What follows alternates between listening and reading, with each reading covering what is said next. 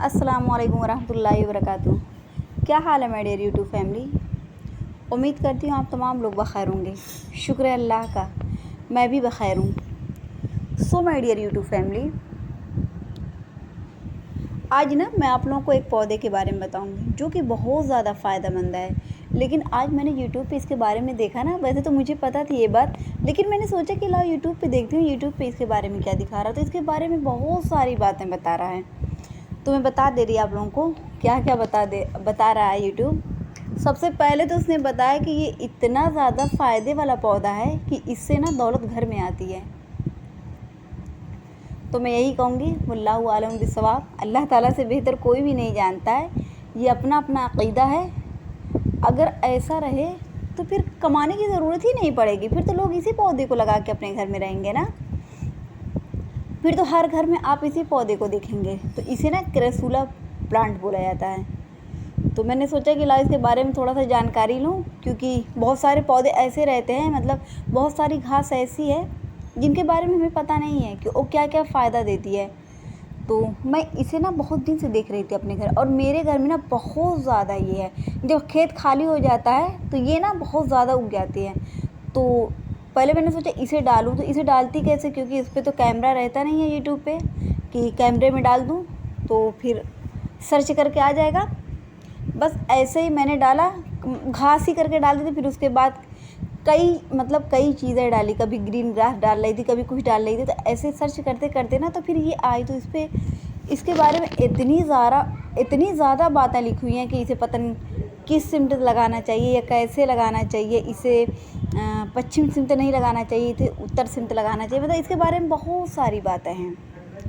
तो लेकिन मुझे इसके बारे में ये सब नहीं जानना था, क्योंकि मुझे पता है कि रिस्क देने वाला और सिर्फ अल्लाह ताला है। पौधे लगाने से कुछ भी नहीं होने का, ये तो बस ऐसे ही लोगों की बातें हैं। लोग जिस पे विश्वास कर लें, भरोसा कर लें। तो सबका अपना अपना अक़ीदा रहता है। मैं किसी के अक़ीदे को गलत नहीं कहूँगी, क्योंकि मैं नहीं कह सकती ये सब बात, और मुझे कहने का ये हक़ भी नहीं है। तो जो जिस उसमें रह रहे हैं वो उसी में रहें तो बेटर है। हम अगर उन्हें सीधा करना भी चाहते हैं ना तो सीधे नहीं होंगे, बल्कि और अकड़ जाएंगे। तो बेटर यही है कि ऐसे मामले से हमें दूर रहना चाहिए, और वैसे भी मैं इन सब मामले से ज़्यादा दूर ही रहना मुनासिब समझती हूँ। तो चलिए मैं इसके फ़ायदे बताती चल रही हूँ कि इसके फ़ायदे क्या क्या हैं। इसके बहुत सारे फ़ायदे हैं।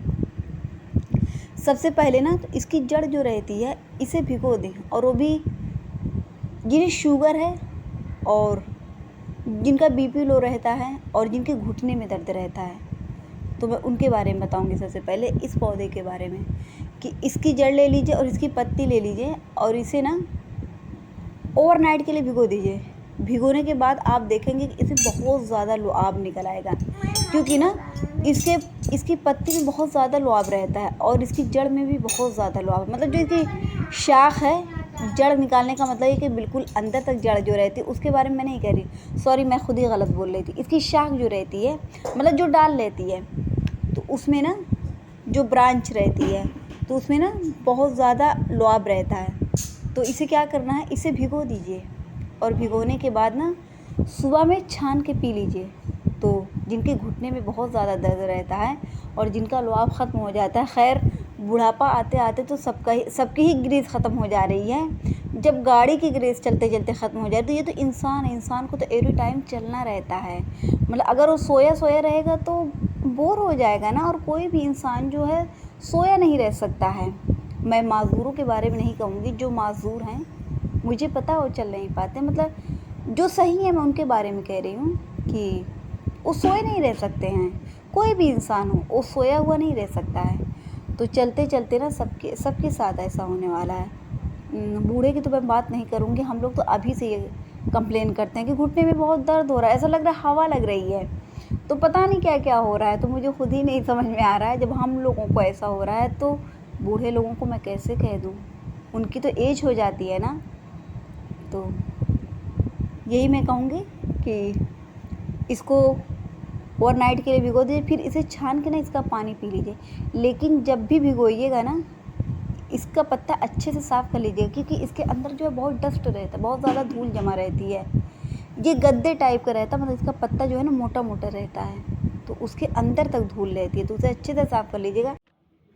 और पता चला लो आप बनाने के चक्कर में पथरी बना बैठे, क्योंकि धूल या फिर नल में जो बालू आता है उसकी वजह से पथरी बन जाती है। और आजकल बहुत लोग इस बात की शिकायत कर रहे हैं।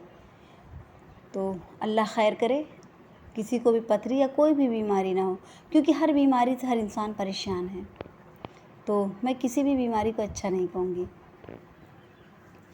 सो माय डियर यूट्यूब फैमिली, एक बात मैं और आप लोगों से बताऊँगी। इसका जो पत्ता रहता है ना, वो भी बहुत फ़ायदेमंद है। इसके पत्ते में ही में तो ज़्यादा लुआब निकलता है, लेकिन इसके पत्ते का एक और फ़ायदा मैं बता रही हूँ आप लोगों को। इसे आप अपने चेहरे पे अप्लाई करिए। जिनके चेहरे पे दाग, धब्बा, ख़ारिश, शिकन कुछ भी हो, तो इसे पहले क्या करना है, इसे खेरल में, मतलब जो कूटनी रहती है उसमें कूट लीजिए। अगर आप सिलबट्टे पे पीसना चाहते हैं तो पीस सकती हैं, लेकिन इसमें पानी बिल्कुल भी नहीं मिलाना है।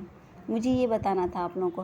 फिर इसका अर्क ना किसी कॉटन दुपट्टे में रख के या फिर किसी भी चीज़ में रख के इसका रस निकाल लीजिए। रस निकालने के बाद ना, अगर आप चाहती हैं ऐसे ही अप्लाई करना तो अप्लाई कर सकती हैं, लेकिन अगर आप इसमें नीम का रस मिला देंगी या फिर गुलाब जल, एलोवेरा, किसी भी चीज़ कोई भी मिला देंगी, तो उससे क्या होगा, मिलाने के बाद अच्छे से फेंट लीजिए। फिर उसके बाद अपने चेहरे पे अप्लाई करिएगा, देखिएगा आपका चेहरा खिल उठेगा गुलाब की तरह। तो बस मुझे यही बताना था और कुछ भी नहीं बताना था। So my dear YouTube family, यहीं से करूँगी मैं अपने व्लॉग का एंड। अपना बहुत सारा ख्याल रखिएगा, खुश रहिएगा, खुशियाँ बांटिएगा। आज ना मैं ख़ास इस पौधे को लेके आई थी। मैंने सोचा कि क्यों नहीं, रेसिपी वगैरह तो रोज़ ही बताई जाती है, आज मैं कुछ घास के बारे में बताऊँ। बहुत सारी घास ऐसी है जिसके बारे में हमें कुछ भी पता नहीं रहता है। तो इंशाअल्लाह ताला मैं ढूंढ के लेके आऊँगी कि किसमें क्या फ़ायदा, और आप लोगों को बताऊँगी भी। चलिए फिर अब मुझे इजाज़त दीजिए, क्योंकि ना मैं सोच रही कि यहीं से अपने व्लॉग का एंड कर दूँ। इतना कहूँगी, लाइक कर दीजिएगा, कमेंट कर दीजिएगा, बहुत अच्छा लगे तो सब्सक्राइब कर दीजिएगा। सब्सक्राइब करना तो बिल्कुल मत भूला करिए। माय न्यू मेंबर्स, देखने के बाद अवॉइड मत क्या करिए, ये मेरी रिक्वेस्ट है आप लोगों से। फिर मिलते हैं इंशाअल्लाह ताला नेक्स्ट व्लॉग में। फिर उसके बाद क्या लेके आऊँगी मुझे खुद नहीं पता है, क्योंकि ना सोचती मैं बहुत ज़्यादा हूँ और लेके आती जब हूँ ना, तो फिर मैं ये भी सोचती हूँ पता नहीं यूट्यूब वालों को पसंद आएगा या नहीं। तो सबकी अपनी अपनी पसंद होती है, अपनी अपनी बातें होती हैं। ओके माय डियर, अल्लाह हाफिज़।